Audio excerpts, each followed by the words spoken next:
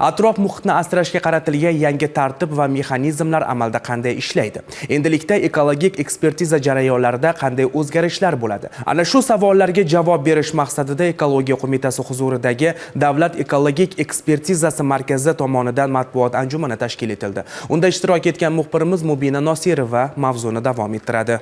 Sizlar aytyapsizlarki, endi ekologik ekspertizasi faqat ruxsat bermaydi, ekologik xavflarni oldindan boshqaradi deyapsizlar. Bu qanday boshqariladi? Matbuot anjumani davomida ommaviy axborot vositalari vakillari tomonidan mutasaddilarga mana shu kabi savollarning keti uzilmadi. Sababi bugungi davrda ekologiya sohasida shunchaki qaraladigan mavzuning o'zi yo'q. Men endi aytmoqchi edimki, men bu Toshkentda yer usti metrosi qurilgan, Texnopark bilan Yashnobodni bog'laydigan o'rtasida shu joyda Toshkent mexanika zavodi bor. Shunga ro'para joyda oldin eski zdaniya bor edi, ikki etajli, uni buzib tashlab, hozir dom qurilyapti. Sizlarga aniq misol bilan aytayapman.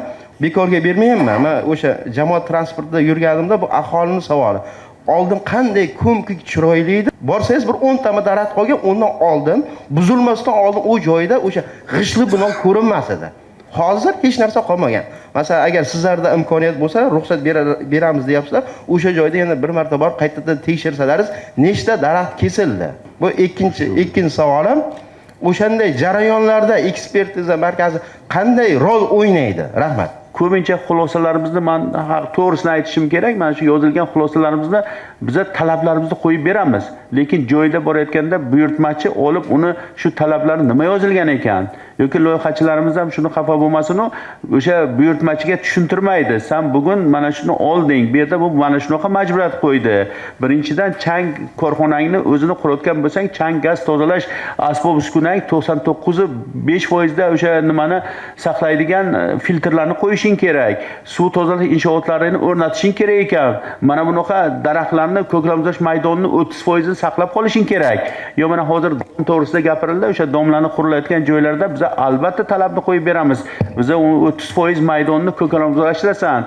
Agar sen domga 1 gektar yerni oladigan bo'lsang, 30% ing albatta ko'kalamzorlashtirgan maydon bo'lishi kerak. Yangi qaror bilan atrof muhitga ta'sirini baholash tizimi xalqaro tajriba asosida takomillashtirildi. Endilikda loyihalar ekologik xavf darajasiga qarab baholanadi.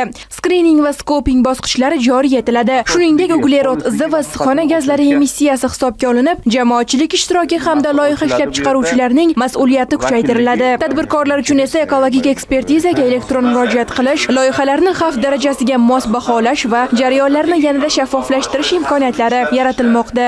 Jarayonning davlat xizmatlari portaliga o'tkazishning yagona markazlashgan tizimini shakllantirish, hujjatlar almashuvini tezlashtirish, jarayonlar shaffofligini oshirish va inson omilini kamaytirishga xizmat qiladi. Ikkinchidan, faoliyatning turlari atrof muhitga ta'sir darajasi bo'yicha toifalash soddalashtiriladi. Ekspertlar uchun aniq talablar bo'lmagan bo'lsa, yangi tizimga ko'ra ularga nisbatan qat'iy va aniq majburiyatlar belgilandi.